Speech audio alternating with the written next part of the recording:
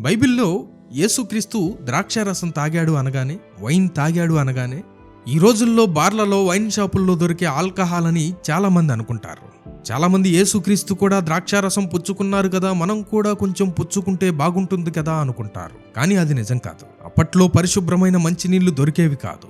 నీళ్లలో రకరకాల బ్యాక్టీరియా ఉండేది. ఆ బ్యాక్టీరియా చనిపోవడానికి, నీళ్లు పాడైపోకుండా ఉండడానికి ఆ నీళ్లలో కొద్దిగా ద్రాక్షారసం కలిపి తాగేవాళ్ళు.